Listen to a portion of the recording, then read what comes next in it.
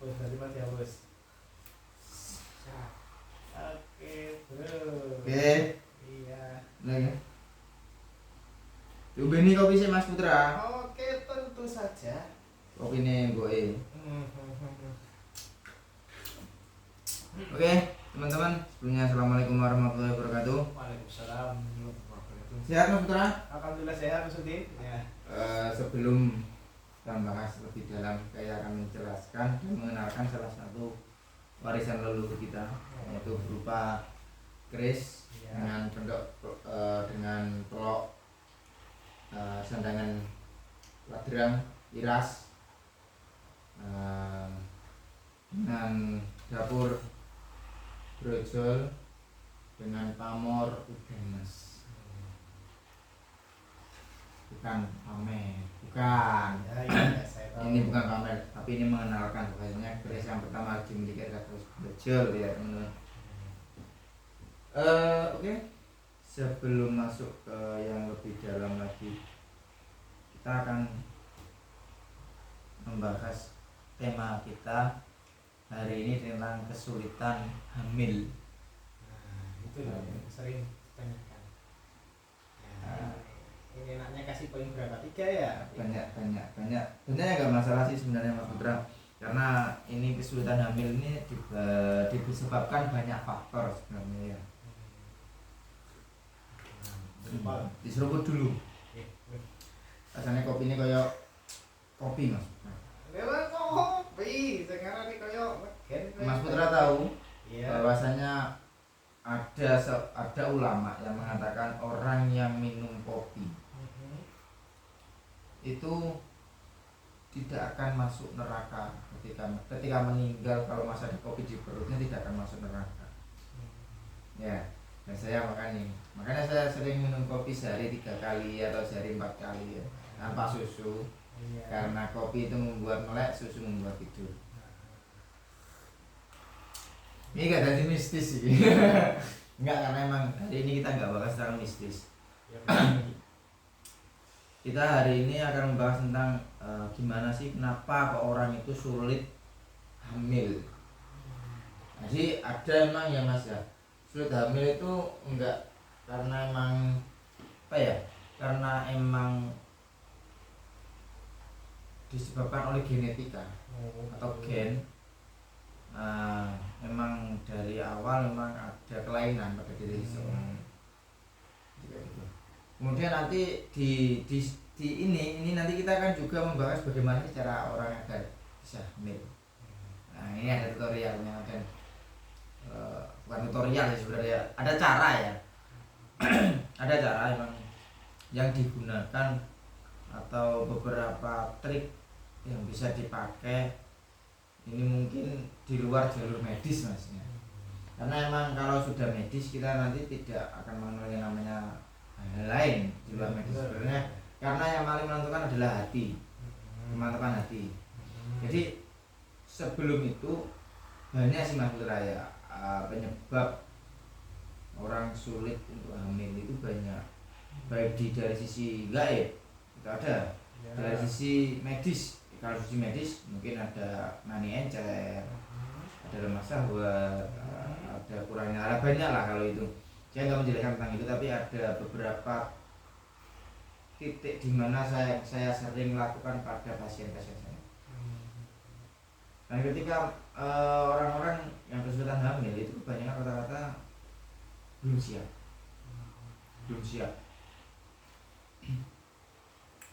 Makanya kata saya ketika orang itu datang ke saya ini ada trik jebakan pertanyaan sebenarnya.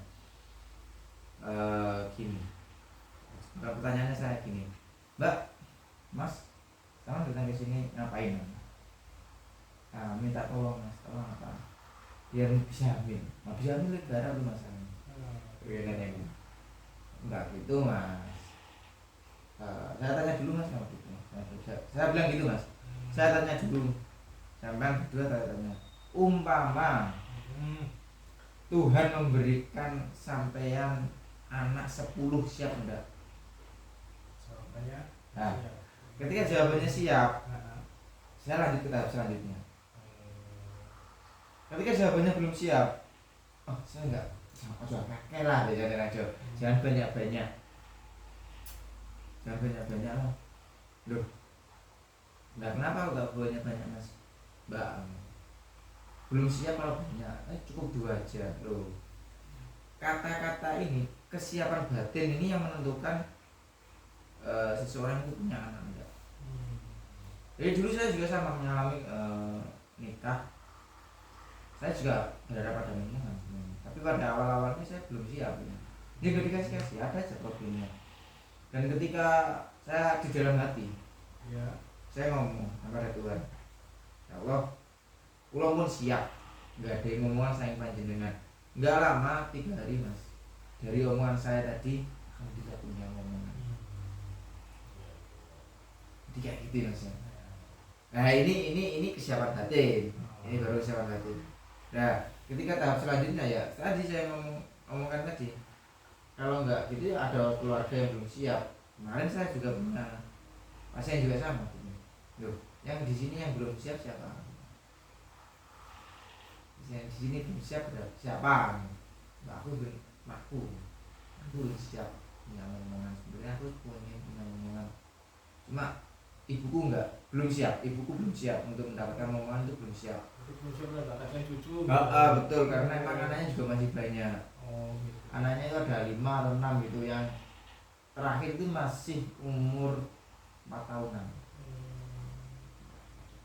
Sedangkan dia itu sudah menikah dan satu rumah, soalnya satu rumah ya. Jadi pemerapian. Jadi emang salah satu yang menjadikan poin penting di sini adalah kesiapan mental sebenarnya. Mental dari kalau dia enak, kalau dia sendirian ya, dalam artian punya rumah sendiri itu enak. Tapi ketika dia nggak punya rumah sendiri, masih ikut orang tua. Kalau orang tua belum siap, dia juga akan sulit untuk mendapatkan omongan. Kedua dari mentalnya dia sendiri. Kalau mentalnya sudah siap dan orang tua juga siap, insya Allah cepat dapat omongan.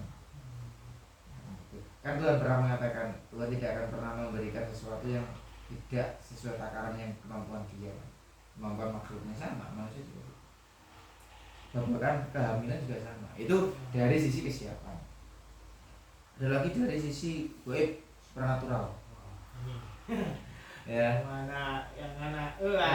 Dari sisi spiritual, supernatural. Biasanya kalau orang yang sulit hamil, yang dari sisi supernatural ya, itu di dalam rahimnya sini ada kayak dinding gitu. Dindingnya memang dia itu mencegah seseorang itu hamil. Satu. Yang kedua, terkadang pula dia itu ketika ada mani masuk, dia itu makan mani tadi, sehingga tidak sampai ke sel telur. Dan itu sering terjadi. Ada tulang yang sudah besar, itu hilang. Betul ya teman-teman? Saya juga. Saya pernah punya pasien kayak gitu. Dia udah hamil 7 bulan, terus diperiksakan, ada, habis itu hilang. Sama janinnya semuanya hilang, kempes lah. 7 bulan. Itu bayi dipindah namanya. Ada istilah dalam ilmu kejawen itu bayi dipindah. Saya aja lah namanya. Dan nyawa yang gaib ya gitu. Nah, dan itu terjadi kemarin sekitar 1 tahun yang lalu saya mendapat pasien kayak gitu. Jadi dalam istilah gaib itu ada kayak gitu. Kalau secara medis ya mungkin dikurangi makannya, ininya, itunya, itu dikurangi kesehatan. Tapi kalau dalam hal spiritual itu banyak sebab. Ada pula yang karena punya anak keguguran nggak diselamati, itu bisa jadi. Bisa jadi dampak tadi. Ya gitu. Kemudian pertanyaan enggak, terus tutorialnya gimana? Tutorial bikin sendiri lah ya. Nah gini ya, ada sebuah pertanyaan ini titipan banget nah ini Mas Udin. Ini ada ini ya saya ya kenalan juga sedikit kerabat. Nah, ini pernah menikah sampai 7 kali. Dan 7 kalinya ini alhamdulillah dijaga semua. Jadi masih bujang semua. Jadi menikah sampai 7 kali. Suami yang pertama sampai suami yang terakhir, yang ketujuh. Ya, itu alhamdulillah beliaunya masih alhamdulillah tasik kesan. Ini tidak saya sebutkan namanya. Nah, itu kok nggak dikasih anak-anak gitu loh. Nah, solusinya gimana? Padahal pada waktu diperiksakan ke dokter dari suami yang pertama hingga suami yang terakhir dicocokkan dengan saudara-saudaranya, ya itu kok kebanyakan punya anak banyak, punya anak sedikit paling nggak 2. Ternyata dia menikah sampai 7 kali itu tidak dikarunia anak. Nah, itu gimana? Nah, apakah emang dari takdir gimana gitu buat rencana maksudnya? Kalau pertama dari sisi medisnya gimana? Aman? Oh, dari sisi medisnya mesti aman. Oh, kemungkinan pasangan subur. Subur kedua-duanya? Subur dari rancak dari suami 1 sampai suami ke-7. Nah, yang cewek? Apa nih? Yang cewek juga subur Subur. juga. Subur ya, berarti Iya. memang dibilang subur aman ya? Iya.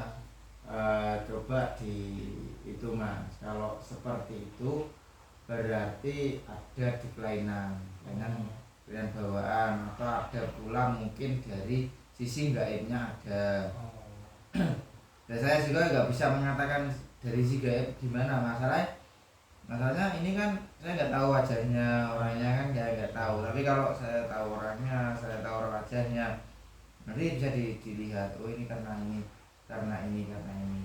Biasanya kalau emang dari sisi kedokteran itu aman, yang menjadi spesifikasi kasus biasanya dari sisi gaib. Dari sisi gaibnya. Nah, terus ini ada lagi. Biasanya kan kalau orang-orang yang mana ya orang-orang gimana gitu menyebut wanita tersebut, wanita yang ini ada kalanya gimana ya, apa itu istilahnya bau lawian itu gimana lah, itu pada waktu melakukan apa itu hubungan di malam pertama katanya itu bisa apa itu menghabiskan seseorang. Nah, itu kira-kira itu bener apa enggak itu maksudnya? Ya bener aja mas, karena memang ada kejadian kayak gitu.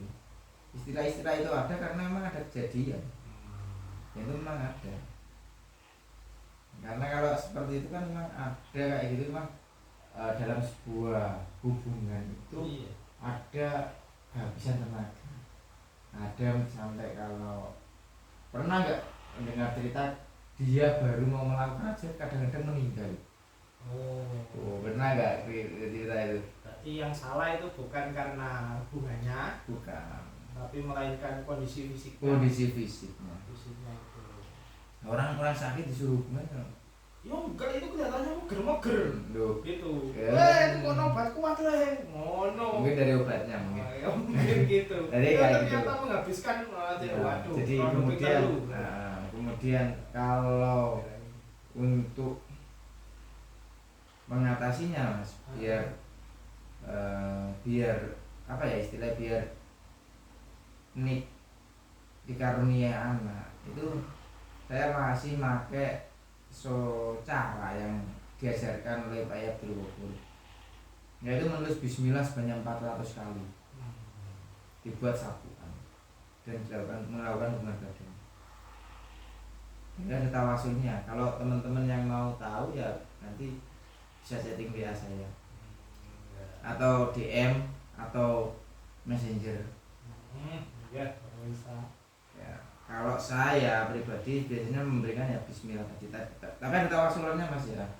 Ada tawasul, ada orang-orang atau wali-wali yang harus diberikan hadiah Fatihah. Dan alhamdulillah mereka yang melakukan kayak gitu, alhamdulillah sudah nikah 9 tahun, 10 tahun, alhamdulillah dia punya anak itu nanti. Ada lagi kemarin itu yang dapat baru nikah 1 bulan sudah dapat. Saya juga sama, mama punya anak 100 atau nggak mungkin lah ya 110 gitu, sama siap nggak? Oh siap aja. Nah di situ tak kasih minum, yang pastinya sudah ada air doa. Kemudian alhamdulillah jadi gitu. Sekarang sudah 7 bulan kemarin. Oke gitu aja teman-teman ya.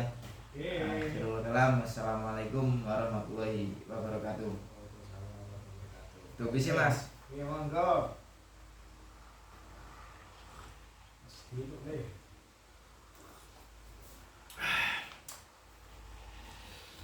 men